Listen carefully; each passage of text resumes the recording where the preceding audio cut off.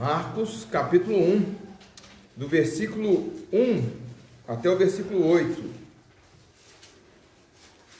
Marcos, capítulo 1, verso 1 ao verso 8. Os irmãos podem apenas acompanhar a leitura silenciosamente.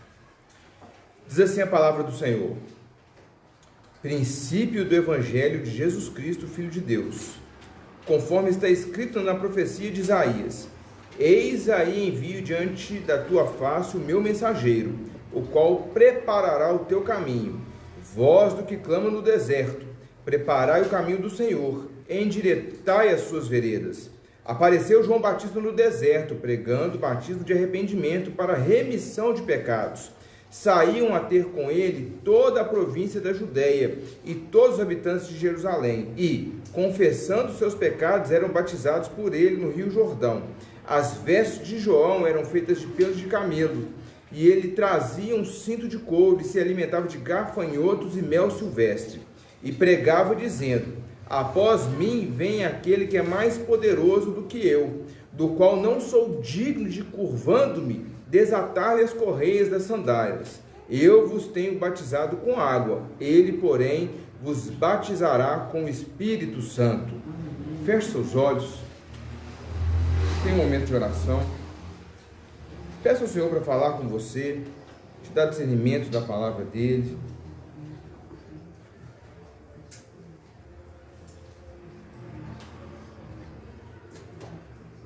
Senhor, nosso Deus e nosso Pai, é maravilhoso estarmos na Tua presença, nós, o Teu povo, a Tua igreja, louvando e adorando o Teu santo nome, orando ao Senhor, sabendo que as nossas orações nunca ficam sem resposta, Senhor. Muitas vezes não é no tempo que nós queremos, não é da forma que nós queremos, mas o Senhor ouve e a responde da melhor forma, porque o Senhor é bom para conosco em todo o tempo. E diante de Ti nós pedimos, suplicamos, Senhor, aquele que suplica e não tem nada para dar em troca. Fala aos nossos corações essa noite, Senhor. Fala, Pai, continua falando. Nós precisamos ouvir a Tua voz. Somos carentes de ouvir a Tua voz, Pai. E que por ouvir a Tua palavra sejamos cheios do Teu Espírito Santo. Que o Senhor cumpra o propósito pelo qual a Sua palavra será lançada, Senhor.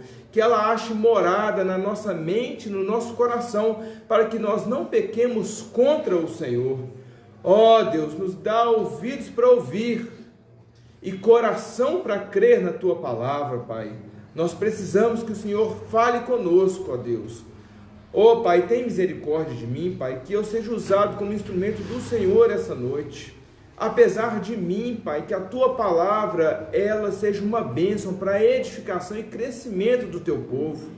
Fala o coração do Teu povo, Pai, fala o meu coração, nós precisamos de Ti. Esconde-me, Senhor, atrás da Tua cruz, e que o Senhor cresça, que o Senhor seja exaltado.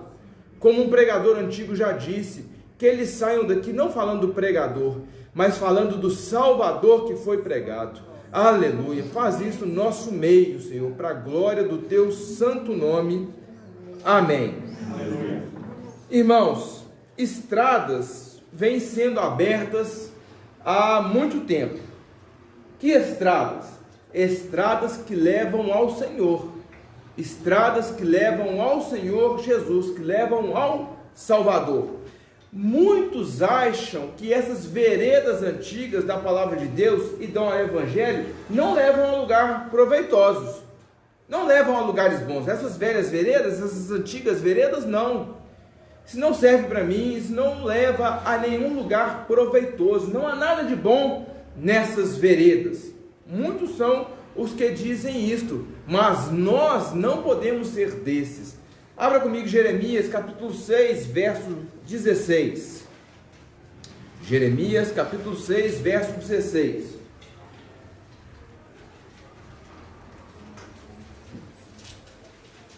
Jeremias 6, 16. Quem encontrar e quiser ler, pode ler, por favor.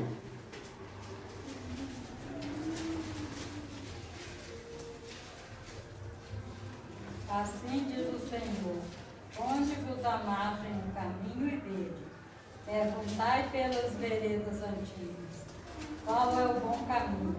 Andai por ele e achareis descanso para a vossa alma. Mas eles dizem, não andaremos. Eles dizem não, nós dizemos sim. Eu andarei pelas veredas antigas. Eu andarei segundo a palavra do Senhor, aquilo que foi decretado, determinado, e Ele tem revelado para nós, o seu povo, a sua igreja, desde o princípio. Nós devemos falar sim, nós andaremos nessas veredas antigas. Por quê? Porque elas é que são boas. E aí, irmãos, nós precisamos pensar, os caminhos que nós estamos andando nos levam para mais perto de Deus? É uma pergunta que nós precisamos fazer a nós. Nós, no nosso dia a dia, estamos andando com Jesus? Nós somos fortalecidos pelo Espírito Santo? Aí você fala, sim! Aí eu pergunto, a sua vida, você está andando em novidade de vida? Hoje você é melhor do que ontem. Amanhã você vai ser melhor do que hoje. Amanhã você vai andar mais próximo de Deus do que hoje. É assim a nossa vida. É assim que o Senhor nos chama, a cada vez nos aproximarmos mais dEle. Porque nós o buscando e nos aproximando dEle, Ele se aproxima de nós.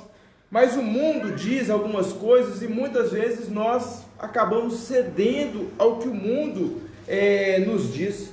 O mundo diz, não tem nada a ver, não tem nenhum problema, todos os caminhos levam a Deus.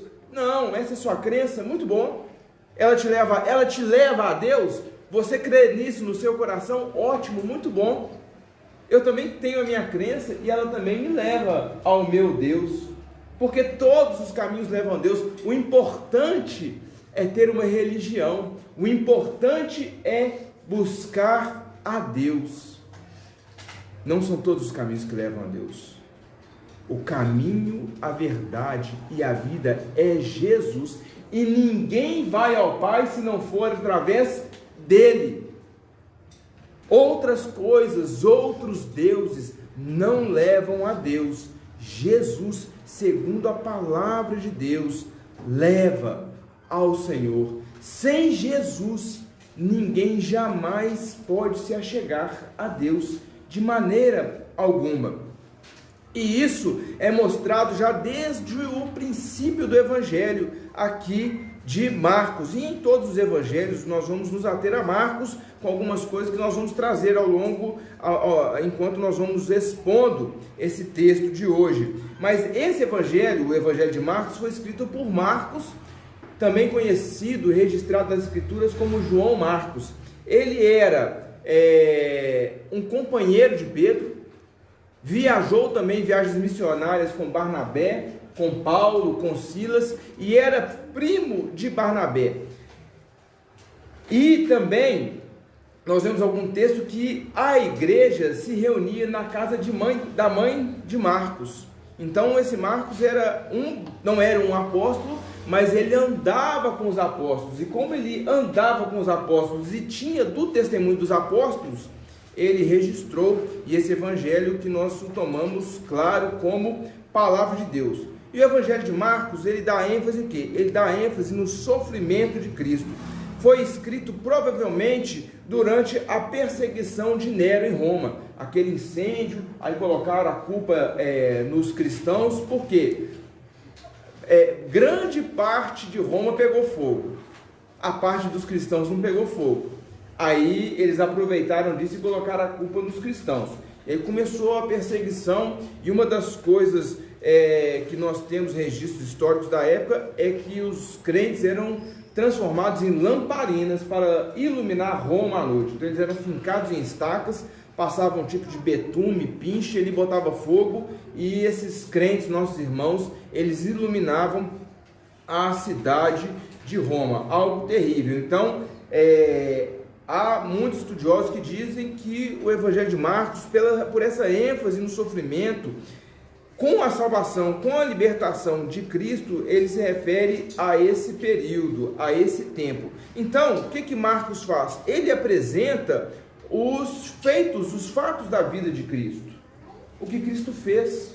O ministério de Cristo, ele não mostra nada da infância, ele não fala do nascimento, não fala da infância, mas ele já começa a falar do ministério do nosso Senhor.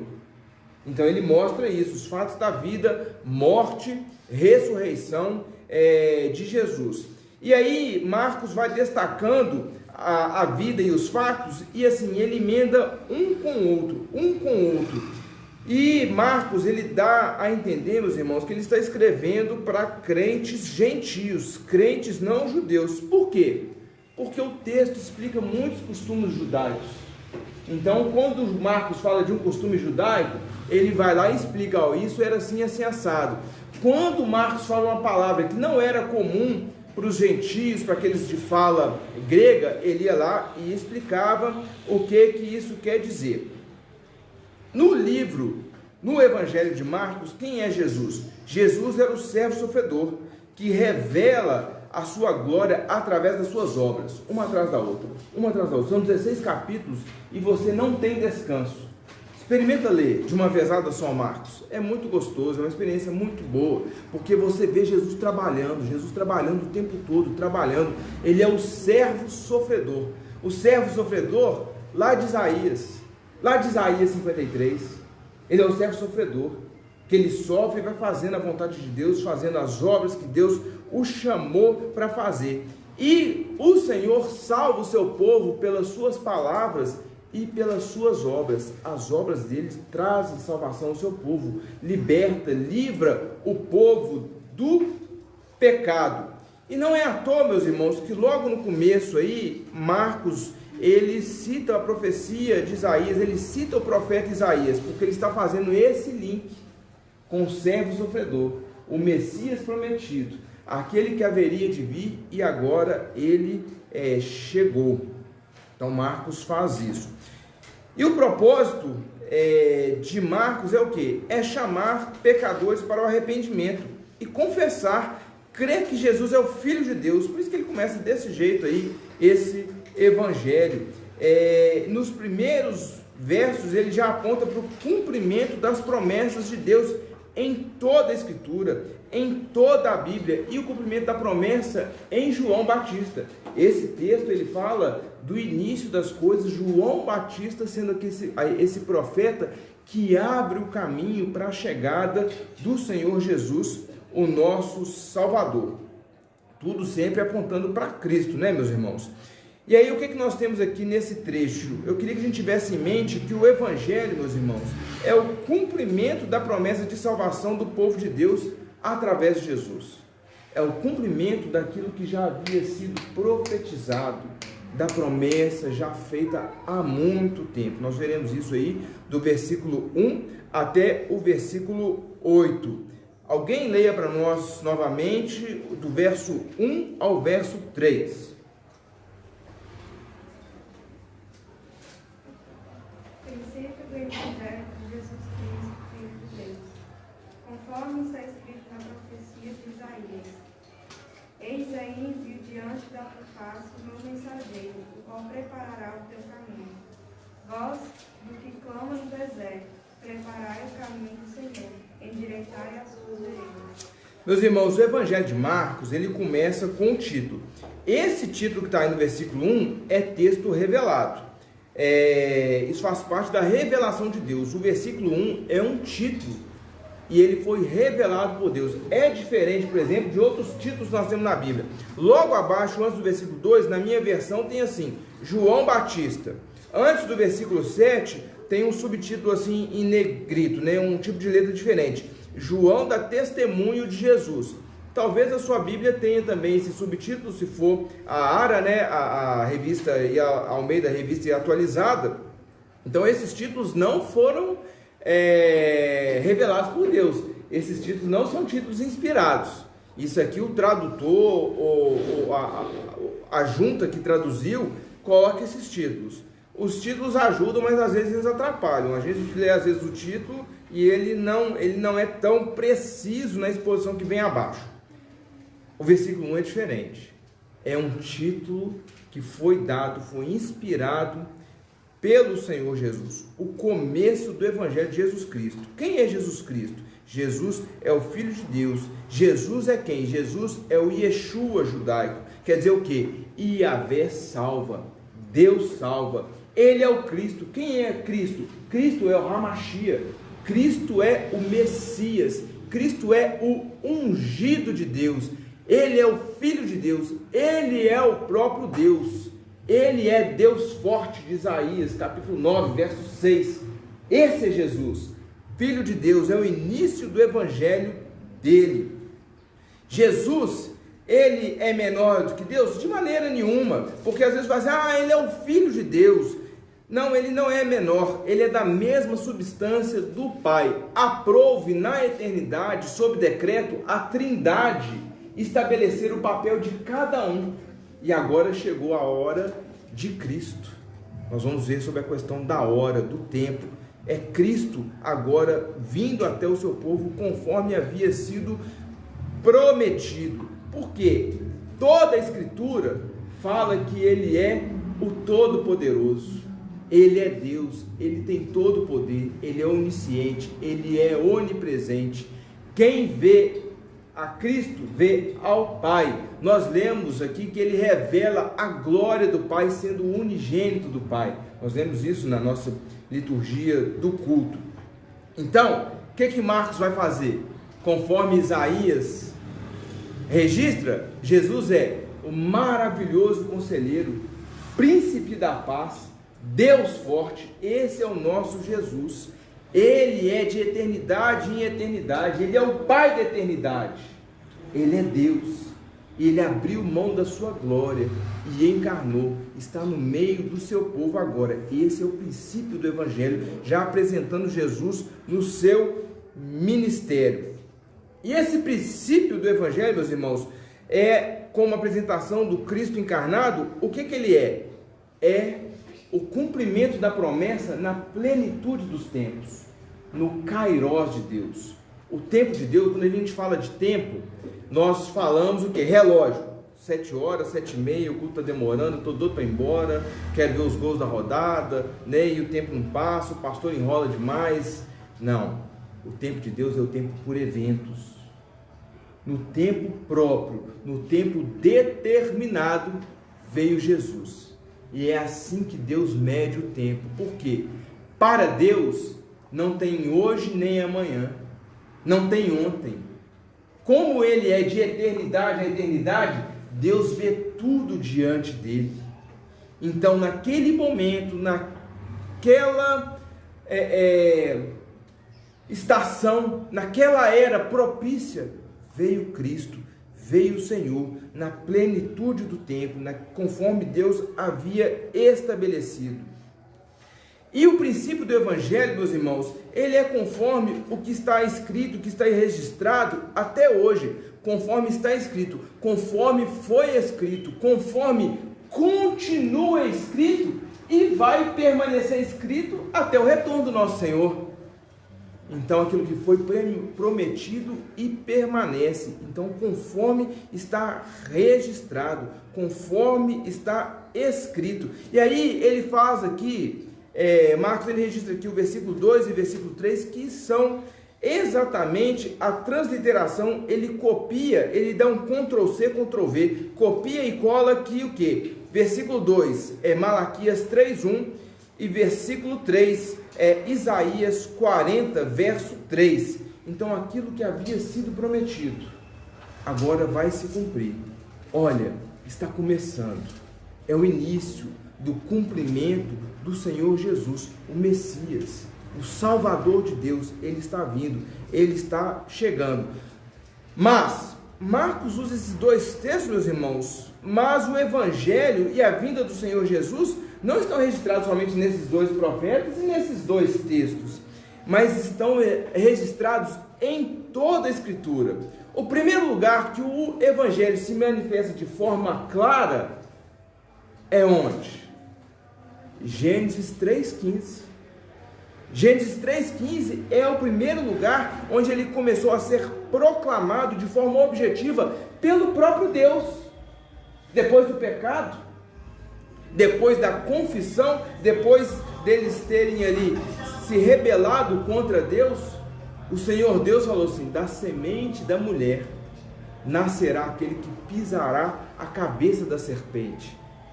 Foi Caim igual Eva achou? Não, não foi Caim.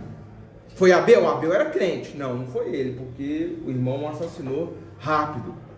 E aí, a partir de Gênesis 3,15, isso passou a ser repetido em toda a Escritura, até chegar esse momento, o Kairos, a plenitude dos tempos, aquilo que Deus havia prometido. Abra comigo Lucas, capítulo 24, versos 25 e 27. O que Jesus diz a respeito do testemunho dele próprio em toda a Escritura. São aqueles dois discípulos no caminho de Emaús. Lucas 24, capítulo 24, versos 25 ao 27. Quem encontrou e quiser ler, pode ler. Então lhes disse Jesus: honestos e tardos de coração, para crer tudo o que os profetas disseram. Porventura não convinha que o Cristo padecesse e entrasse na sua glória? E começando por Moisés, discorrendo por todos os profetas, expunha-lhes o que a seu respeito constava em todas as Escrituras. Aleluia. Meus irmãos, quando Jesus fala assim, e começando por Moisés, não quer dizer que ele começou lá nos mandamentos, não. Porque o Pentateuco é de Moisés. Então, todos os primeiros 5 livros da Bíblia são de Moisés. Então, começando por Moisés, lá em Gênesis 1:1, quando ele estava com Deus e criou todas as coisas, e chegando lá em Malaquias, no final, no último verso de Malaquias, ele falou, porque discorrendo em todos os profetas, ele falou com os discípulos: sou eu. Eles não entenderam isso. Depois você pode ler em casa esse trecho. Aí eles chamaram Jesus para entrar em casa com eles, porque já era tarde. Quando Jesus partiu o pão, Jesus se revelou a eles e falou: é o Salvador. Aí eles voltaram correndo para Jerusalém para falar com os apóstolos e os discípulos. Aí quando chegou lá, o pessoal já sabia, né, o que tinha acontecido. Então toda a Escritura fala a respeito de Jesus. De Gênesis a Malaquias fala do Jesus que haveria de vir. Agora, de Mateus, Marcos, Lucas e João até Apocalipse, fala do Jesus que já veio e que vai voltar. Aleluia, isso aí, meu irmão. Então, o Evangelho é o princípio do Evangelho. Toda a Bíblia fala do Evangelho, toda a Bíblia fala de Jesus. Mas o que é o Evangelho? O que é o Evangelho? O Evangelho são boas novas. Todo mundo sabe disso, né? A maioria. Evangelho é a boa notícia. Evangelho são as boas novas. Boa nova de quê? Boa notícia de quê? A própria Bíblia nos responde de forma muito objetiva. Lucas 2, verso 9 ao 11. Lucas capítulo 2, verso 9 ao 11.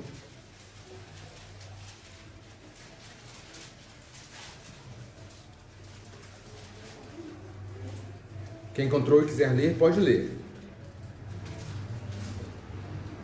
E um anjo do Senhor desceu aonde eles estavam, e a glória do Senhor brilhou ao redor deles, e ficaram tomados de grande temor.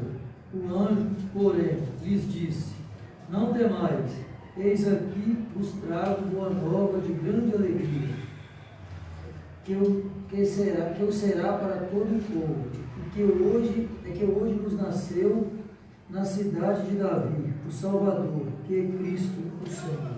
Aleluia! Evangelho, meus irmãos, é a boa notícia. Evangelizar é proclamar essa boa notícia. Creia, Igreja do Senhor, creia e proclame com grande alegria que há salvação para quem crer e confiar em Jesus Cristo. Isso deve ser o maior motivo motivo de grande alegria para nós. A nossa maior alegria deve ser: eu conheço o Evangelho, eu conheço Cristo prometido em toda a Bíblia, que veio e cumpriu a boa nova de que há esperança para o pecador perdido. Aleluia! Meus irmãos, se há algo nesse mundo que nos alegra mais do que isso, o nosso coração está doente, ele precisa ser tratado. Nós precisamos ter no Evangelho o motivo da nossa maior alegria. E proclamar isso com alegria. Eu nem sei se hoje tem jogo do Galo, mas eu acho que é jogo importante pelo que eu vi o bafafá aí. A sua maior alegria não é o Galo golear e chegar amanhã você falar com todo mundo do seu serviço, seus parentes que são cruzeirenses, não. O motivo maior da sua alegria é o Evangelho, é Jesus Cristo, que salva pecadores arrependidos. Como que Ele salva? Como que Ele salva? Ele chama ao arrependimento. Versos 4 e 5. Alguém leia para mim, por favor. Apareceu João Batista no deserto, pregando batismo de arrependimento para a remissão de pecados. Pode ler o 5, irmão. Saía com ele toda a província de Judeia e todos os habitantes de Jerusalém, e confessando os seus pecados, era batizado pelo Rio Jordão. Irmãos, João, ele foi o último chamado para abrir essas veredas. É o caminho que leva. O que toda a Bíblia faz? Todos os profetas fazem o quê? Eles vêm roçando, eles vêm abrindo espaço para que você possa chegar no Salvador, enxergar o Salvador. Então, João foi o último, porque Jesus chegou. Então, se Jesus chegou, não precisa mais ninguém proclamar que o Messias virá. O Messias está vindo, o ungido do Senhor está chegando. Não, o João foi o último, então ele foi abrindo as veredas. E como que João abria as veredas, abria esse caminho que apontava ao Senhor Jesus? Ele fazia o quê? Ele pregava o batismo a partir de quê? Da conversão. E aqui, meus irmãos, é importante a gente entender que do original fala o seguinte, batismo a partir da mudança de mente. No original é isso que está falando. Há um batismo a partir de uma conversão. Há um batismo a partir da mudança de mente, mudança de vida, mudança de direção. O que quer dizer isso? Eu vivia minha vida do meu jeito e caminhava a passos largos para o inferno, mas Jesus se revelou a mim. Ele me chamou, Ele me falou que era pecador. Pela ação do Espírito Santo, eu entendi que era pecador mesmo. Aí eu me arrependo, eu confesso os meus pecados, e aí eu passo a viver não mais para alimentar os meus desejos pecaminosos, mas eu vivo conforme a vontade do Senhor, para agradar a Ele e para a glória dEle somente. Então, João vinha e pregava para que houvesse essa transformação, e aí as pessoas fossem batizadas.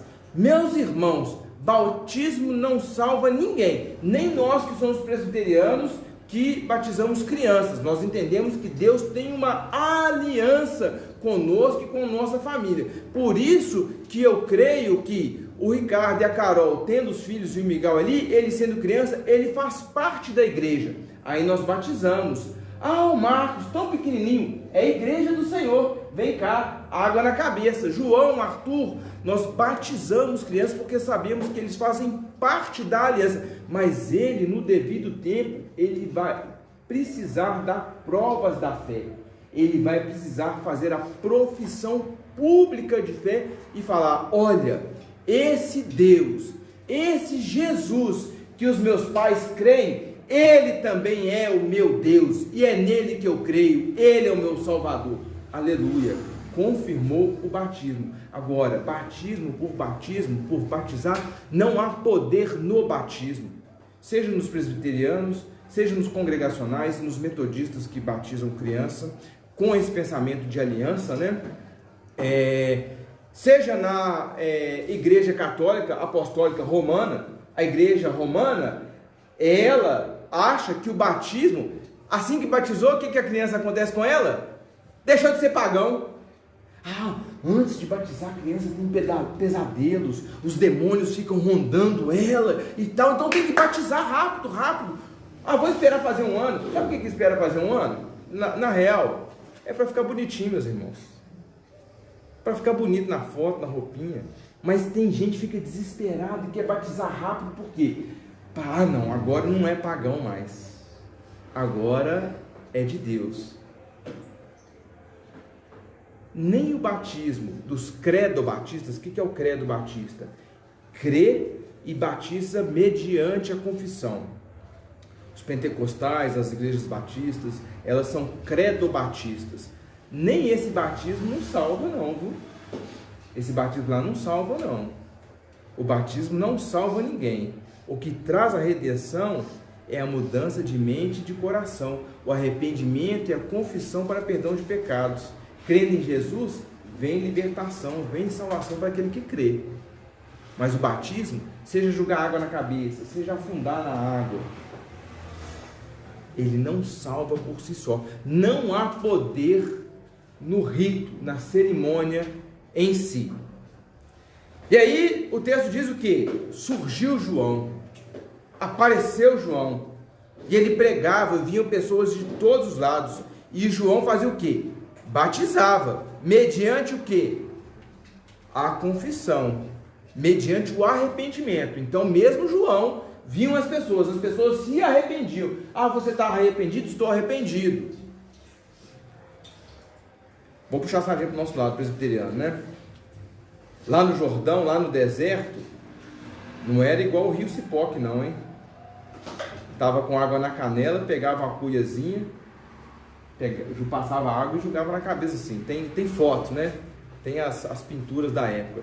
Então aquela fila, que um monte de gente, você crê, você se arrepende dos seus pecados, você crê só em Deus, vai andar segundo aquilo que Deus te chama a caminhar, sim. Aí pegava a cuiazinha, jogava na água, próximo. Então João estava fazendo isso lá, e as pessoas vinham ter com ele. Vinham de onde? Vinham de todos os lados. E João estava batizando mediante a confissão de pecados. Eles tinham que reconhecer o arrependimento, meus irmãos, é reconhecer as transgressões e fazer a pública confissão da mudança de mente. Isso é a conversão. Eu andava aqui fazendo o que não agrada ao Senhor, eu entendi o meu pecado, o Senhor me revelou que eu peco, aí agora eu mudei de direção, eu vou andar na direção do Senhor, fazendo a vontade do Senhor. Mas, meus irmãos, assim como é nas igrejas, seja presbiteriana, batista, pentecostal, metodista, congregacional, enfim, eu creio que muitos não batizavam e não faziam uma profissão de fé sinceramente. Acredito que muitos ainda faziam só por causa do rito cerimonial, achando que por si só trazia salvação. E ainda hoje nós sabemos que é assim. Muitos faziam isso, mas não é verdade. O rito, o batismo por si só, ele não traz salvação. E isso levou João a exortar duramente o povo, porque a mensagem de João era uma mensagem simples. Nós vamos seguir no texto aqui, ele era um homem simples, de mensagem simples, mas João passava o dedo na ferida certa. João fazia aquilo que devia fazer, e ele exortou duramente o povo, e essa ocasião está registrada lá em Lucas, capítulo 3, versos 7 ao 9. Lucas, capítulo 3, versos 7 ao 9.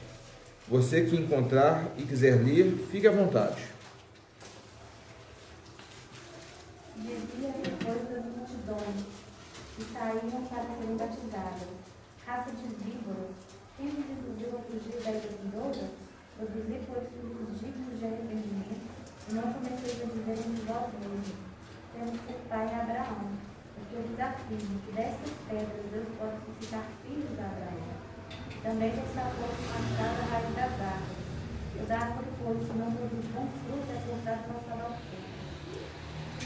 Meus irmãos, imagina João e a multidão descendo, e João: raça de víboras, quem vos induziu a fugir da ira vindoura? E a fila, na fila, imagina comigo, na fila, o povo na fila, e ele conhecia a turma. Quem que vocês acham que vocês estão enganando? Quem que está induzindo, conduzindo vocês a fugir da ira vindoura? Deus está aí, o reino de Deus é chegado, o machado está no pé da árvore. A árvore que dá fruto, ela é mantida, que não dá fruto, ela é lançada no fogo, vira lenha. Quem que vocês são? Que vocês acham que vocês podem fugir da ira de Deus, vindo aqui para ser batizado, fazer uma falsa confissão de fé, confessando pecados sem serem sinceros. Meus irmãos, o Evangelho, ele confronta as nossas obras com as obras de Deus. Nós olhamos para o Senhor Jesus e olhamos para nós. E quando nós olhamos para o Senhor Jesus e olhamos para nós, nós precisamos enxergar a nossa miséria, que nós precisamos do Senhor, que nós precisamos da instrução, da orientação do Espírito Santo nos ajudando a fazer aquilo que nós devemos fazer. Se nós nos arrependemos verdadeiramente, nós temos vida com Jesus. Aquele que tem vida com Jesus produz fruto. Lembrando que os frutos não são a causa da nossa salvação. Os frutos são a consequência. Os frutos de vida cristã são, sabe para quê? Ele é crente. Ela é crente. Ele, Cláudio, apesar dele, ele é crente. E olha que eu conheço o Cláudio. Mas apesar dele, ele é crente. Então as obras são para isso. Não que nós somos perfeitos, meus irmãos, mas que nós nos arrependemos, nós confessamos o nosso pecado. A gente erra, chora, lamenta, rasga o coração diante do Senhor. Fala assim: Deus, eu não quero cometer esse pecado maldito de novo. Livra-me desse corpo de morte, Senhor. Meus irmãos, o Senhor, Ele odeia o pecado. Se nós não odiarmos o pecado que nós cometemos, quão longe nós estamos caminhando do Senhor. Nós precisamos odiar o nosso pecado, chorar, lamentar, dobrar o joelho e pedir: Deus, tem misericórdia de mim, pecador miserável que eu sou. E meus irmãos, eu vou confessar, tem dia que eu acho que nem crente eu sou. Aí eu rasgo meu coração diante do Senhor. Eu tenho que ler uma meia dúzia de salmos e chorar e orar, e Deus tem misericórdia de mim. O Evangelho, ele tem que nos confrontar, meus irmãos. Se nós viemos aqui e não formos confrontados com a palavra de Deus, o sermão, ele serve para o cara que está do meu lado, para o meu irmãozinho que está do meu lado, mas para mim não. Esse sermão serve para o meu marido, serve para o meu filho, serve para a minha sogra, mas para mim não. Eu estou tranquilo aqui diante do Senhor. O Evangelho deve falar ao nosso coração, meus irmãos. Ele deve nos confrontar. Ele confronta as nossas obras e nós diante do Senhor. E se nós nos arrependemos verdadeiramente, nós temos vida com Jesus e produzimos frutos, que nós temos vida com o Senhor, porque Ele nos chama a ter uma vida digna dEle. Ele nos auxiliando, Ele nos conduzindo por ação do Espírito Santo. A igreja pode falar amém? Amém. Vamos aí do verso 6 ao verso 8. Alguém leia para mim. Jesus batiza com água, mas tem um que é muito maior com ele, que batiza com o Espírito Santo. Verso 6 ao 8. As vestes de João eram feitas de pelos de camelo. Ele trazia um cinto de couro e se alimentava de gafanhotos e mel silvestre. E pregava dizendo: após mim vem aquele que é mais poderoso do que ele, o qual eu não sou digno de curvando-me, desatar-lhe as correias das sandálias. Eu vos tenho batizado com água, ele, porém, vos batizará com o Espírito Santo. Marcos registra aqui, meus irmãos, primeira coisa, a similaridade de João Batista. Por que é João Batista?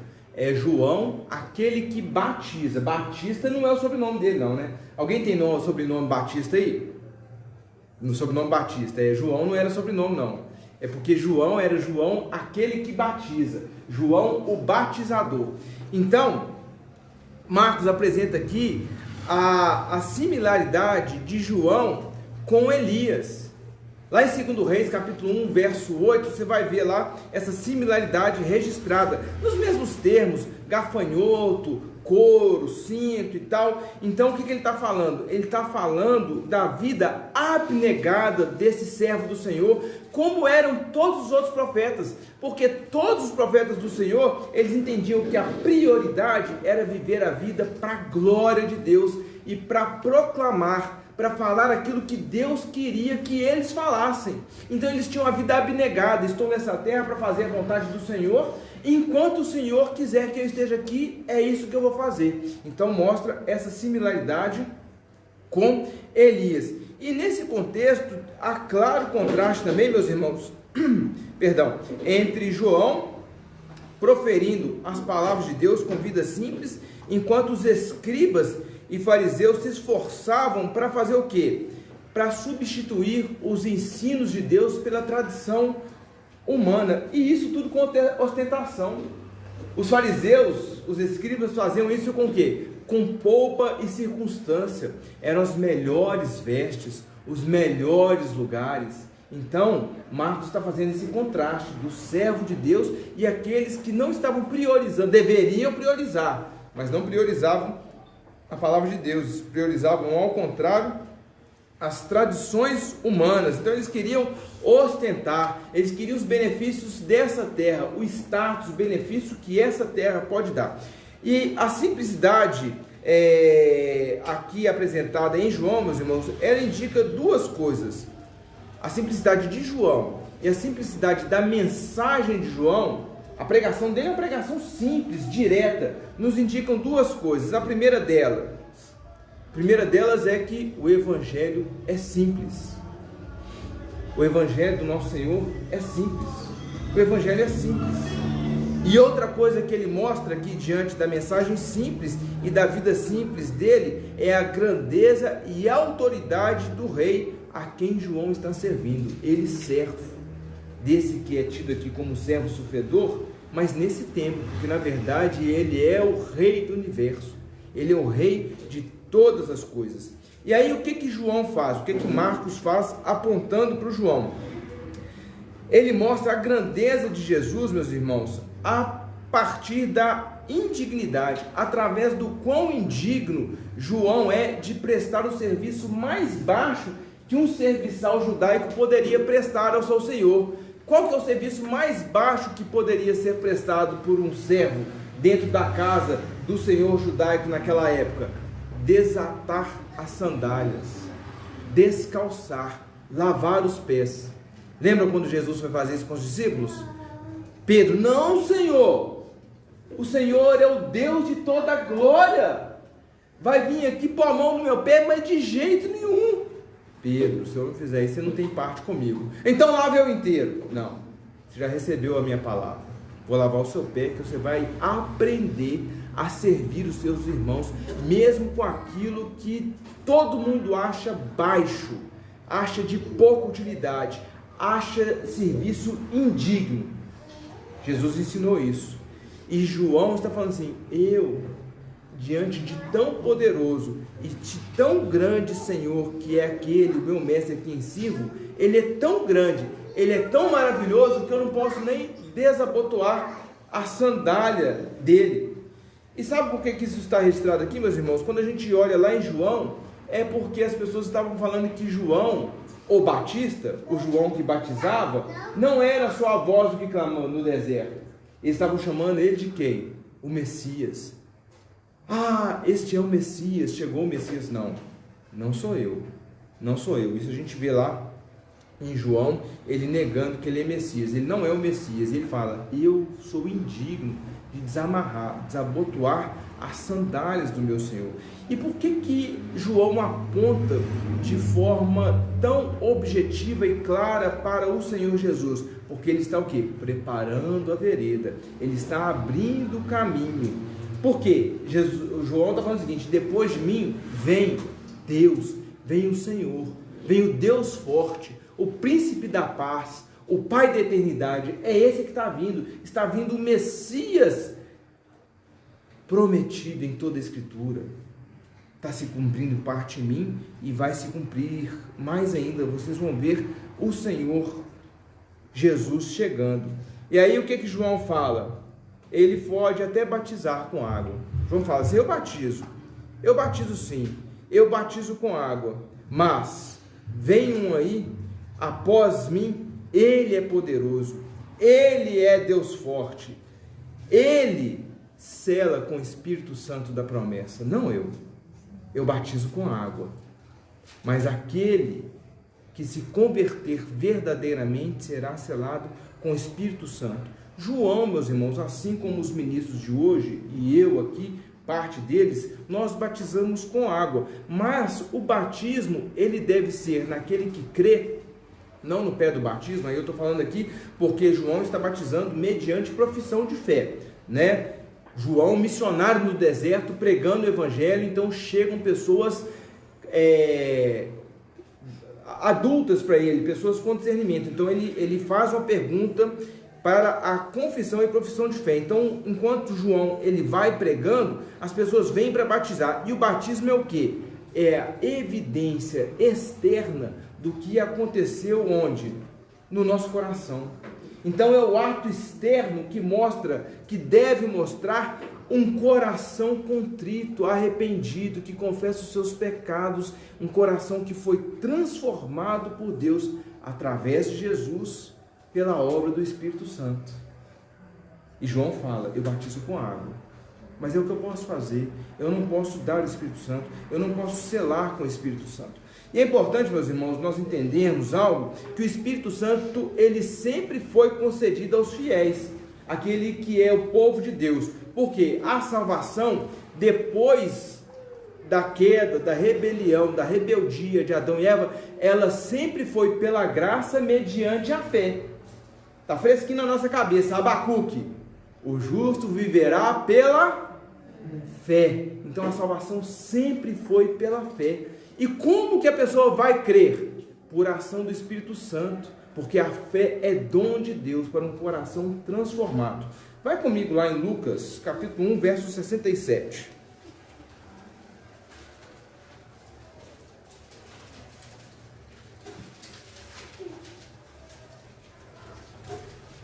O que está escrito aí? Lucas, capítulo 1, verso 67. Zacarias, seu pai, cheio de Espírito Santo, profetizou dizendo... Nós lemos o cântico de Zacarias. Então, Zacarias, ele está falando no cântico, e aqui ele está falando sobre João Batista. E aí ele faz aquele cântico exaltando a Deus, porque ele estava usando ali João Batista para engrandecer Jesus, e ele faz isso no poder de quem? Do Espírito Santo. Isso aqui foi antes ou depois de Pentecostes? Foi antes. Foi antes. Não é verdade? Foi antes do Pentecostes. Então, todos os nossos irmãos, antes da vinda de Cristo, eles já tinham o Espírito Santo. Mas o fato é que Cristo, ele é pleno do Espírito Santo. Cristo recebeu a plenitude, ele é cheio do Espírito Santo. E aí, após a ascensão de Jesus, o que vai acontecer? Vai ser inaugurado um novo tempo em que o Espírito Santo, ele é derramado sem reserva sobre os santos. Para quê? Para servir, para trabalhar. Então, na igreja, nós como igreja, quem que trabalha? É só o pastor. Não, isso é um erro. Igreja episcopal, nós não temos bispo, não há um papa, todos nós somos iguais diante de Deus, só que cada um recebeu dons e talentos diferentes. Então todos nós servimos a Deus. Então não tem mais o sacerdote, nós temos um sumo sacerdote, e todos nós, conforme dons e talentos que nós recebemos pelo derramamento do Espírito Santo, nós fazemos as obras que o Senhor nos chama a fazer enquanto igreja. Então faz isso para quê? Para capacitar, para habilitar a sua igreja, para sobretudo fazer o quê? Proclamar o Evangelho no poder do Espírito Santo. Abra comigo, Joel, capítulo 2, verso 27 e 29. É o que se cumpriu lá em Pentecostes, e é o que vai se cumprir depois que Cristo ascender aos céus e cumprisse essa palavra, enviar o Espírito Santo sem reserva aos seus santos, ao seu povo, aos seus filhos. Joel, capítulo 2, 27 ao 29.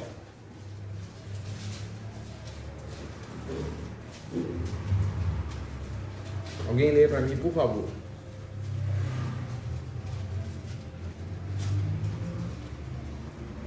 Sabereis que estou no meio de Israel, e que eu sou o Senhor, vosso Deus, e não ao outro. O meu povo jamais será envergonhado. E acontecerá depois que derramarei o meu Espírito Santo sobre toda a carne. Vossos filhos e vossas filhas profetizarão, vossos velhos sonharão, e vossos jovens terão visões. Até o 29? Até o 29. E o 29? Pode ler o 29. Até sobre os servos e sobre as servas derramarei o meu Espírito naqueles dias. Então o Senhor estará no meio do seu povo. Jesus tabernaculou em meio à sua igreja. Ele se fez carne e habitou entre nós. Então quer dizer que nesse tempo, quando se cumpriu o que Joel disse aqui, não precisa mais ser levita, da tribo de Levi?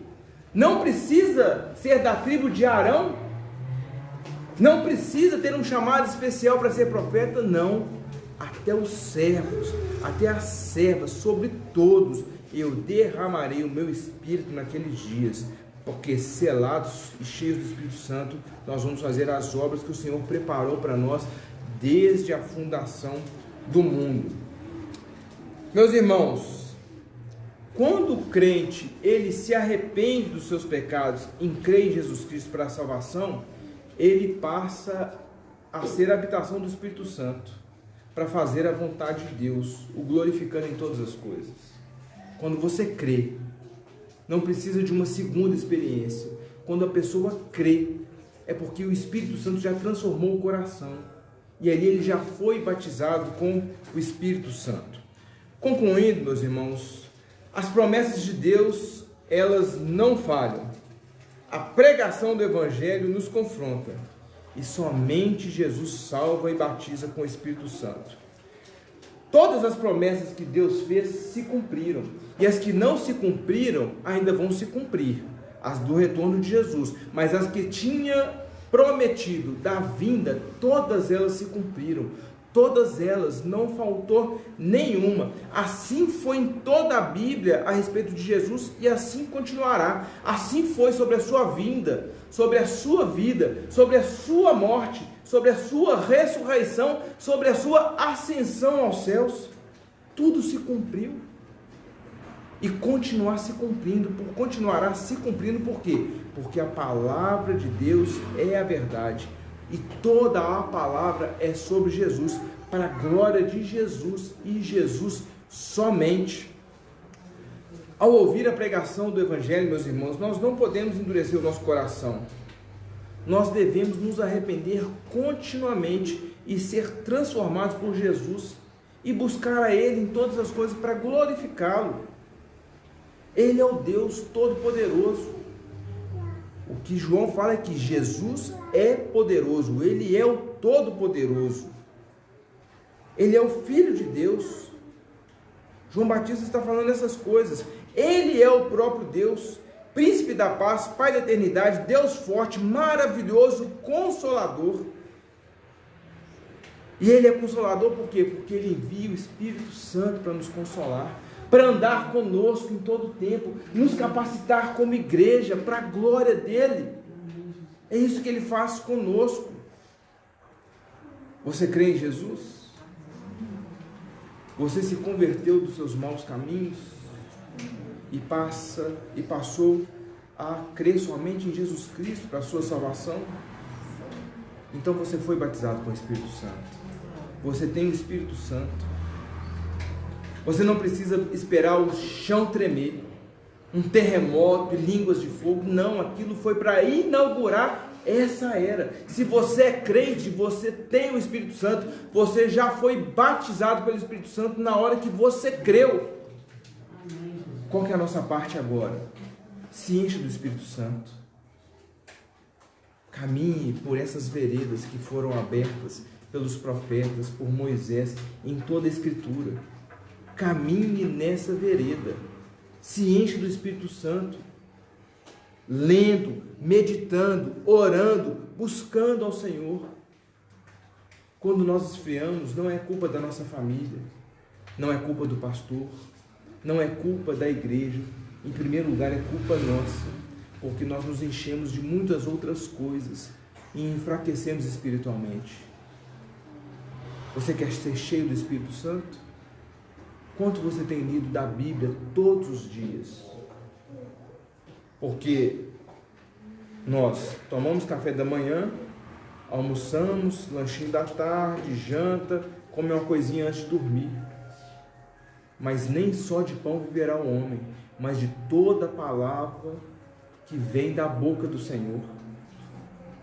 Qual alimento tem sido mais importante para nós, meus irmãos? A palavra de Deus deve ser o alimento mais importante. E aí nós devemos buscar o Senhor. A salvação é uma notícia de grande alegria para você? O que te faz ficar mais alegre? Lembrar dessa boa notícia? Ou tem várias outras notícias que você está esperando? A salvação para o crente, meus irmãos, tem que ser a boa notícia, que traz alegria indescritível e indizível para nós.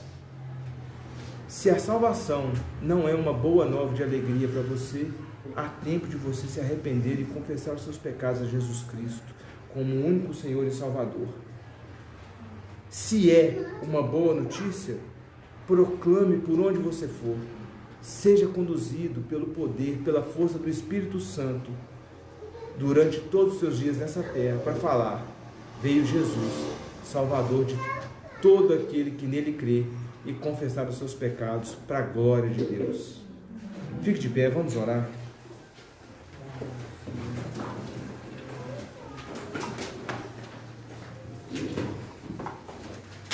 Senhor Jesus, sela a Tua palavra no nosso coração, Pai.